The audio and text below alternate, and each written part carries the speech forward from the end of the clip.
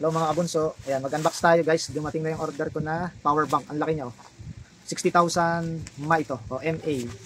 Tingnan natin kung gaano siya kaganda. Sa Lazada ko to in order. Power bank pang ano, pang backup kapag brown out.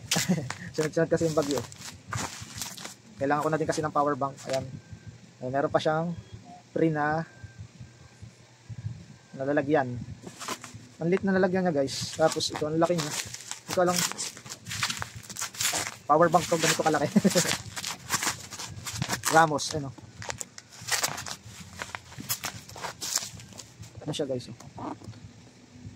Power bank. May nakita kasi akong review, maganda daw to. Pwede itong gamitin pagka may laptop kayo, pwede din siyang i-charge dito. Ayan. Laki ng lalagyan niya. Pero ang brand po niya ay Ramos. Ayan. Sa store mismo niya, ito 100 watts, bidirectional fast charging power bank. Ayan guys. Ang laki ng lalagyan niya. Ano daw to eh, madami daw pwedeng i-charge dito na cellphone. Kahit ilang beses ka mag-charge. Ayan o. Ang laki. Yan siya. Yan. Original na power bank po ito. Yeah. Ang bigat niya guys, sobrang bigat. Grabe ang bigat niya. Ang bigat ng power bank na to. Tingnan niyo siya kalaki oh. Oh. Original na Ramos tong binili ko. Para pang matagalan. Ano siya guys oh. Tapos may ano din siya oh, yan. Ang laki niya oh. Ang bigat niya siguro parang 1.6 kilo. Ang laki. So, ito yung hawakan niya guys. Ayan oh. Tapos ito yung kanyang USB. Ayan. Ano siya? Type C, C1, C2. Tapos pwedeng pang Android. 81% pa siya oh. Siguro i-charge siya pagka bago mag 0% siguro. Yan. Tapos ito siya oh. Meron siyang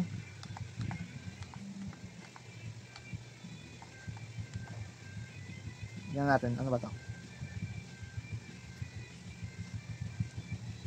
Ayan oh. Yung ilaw niya pang emergency light pag brown out. Tapos pwede din siyang yan, palakasin, mahina, malakas. Yan, yan yung emergency light niya.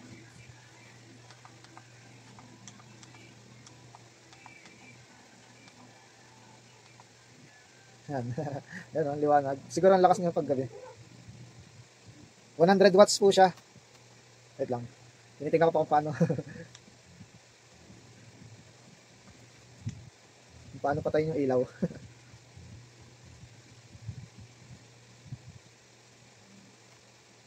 Laki siya guys, legit. May nakita kasi akong review eh. Maganda daw tong power bank na to. Pwede mag-charge rito yung mga laptop na mga ano, MacBook. Tsaka ano pa ba yung nakita kong sa review niya. Ba't ayaw mapatay yung ilaw? Ayun. Didiinan lang din pala para mamatay yung ilaw. Yan guys, original na Ramos ang brand. Ayan. Medyo may kamahalan nga lang siya guys. Nasa 3,300 yung halaga niya. Sa Lazada ko to binili. Yan. Ang emergency ano lang siya. Pag brown out. Yan, pwede mo din dalhin kahit saan. May hawakan siya. Tapos ito yung lalagyan niya guys. Yan. Ito pala yung lalagyan niya. Parang kasya ba? Ito yung kanyang lalagyan. Yeah. Kaya, sakto kaya. Hindi naman kasyang, hindi siya kasyang-kasya kasi malaki nga. Parang hanggang dito lang siya nakalagay. Yan, ito lang kasi ito eh. Parang ganyan lang, parang cover lang yan. Yun guys, susubukan ko kung matagal siyang malobat.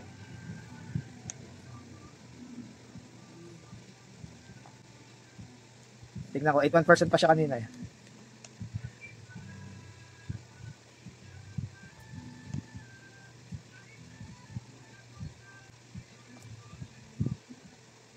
Namatay.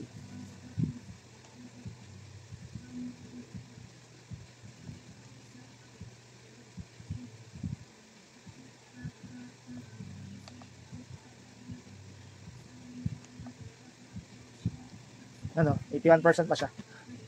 Yan, buhay na siya nung binuksan ko. 81%, titingnan ko, lulubatin ko siya.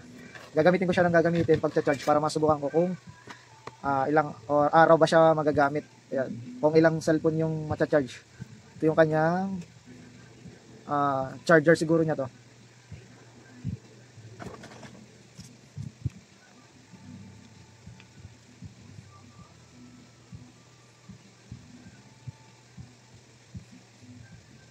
Ayan, kailangan pala siyang i-discharge muna from 81% to 0%. Ayan, yun yung nakalagay na tips dito. And then, i-recharge yung the battery to 100%. Ayan, no interruption is allowed during charging to complete the battery activation. Ayan. If the activation is not completed, the battery indicator data may be inaccurate. If you have any question, ayan. Yun yung review ko dito. Masasabi ko, pang matagalan talaga siyang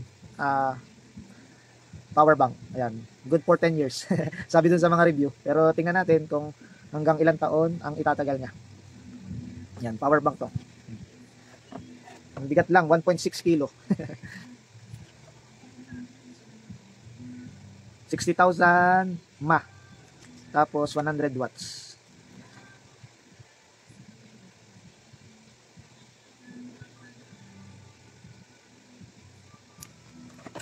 Yun guys, yun lang ang aking review. Thank you for watching.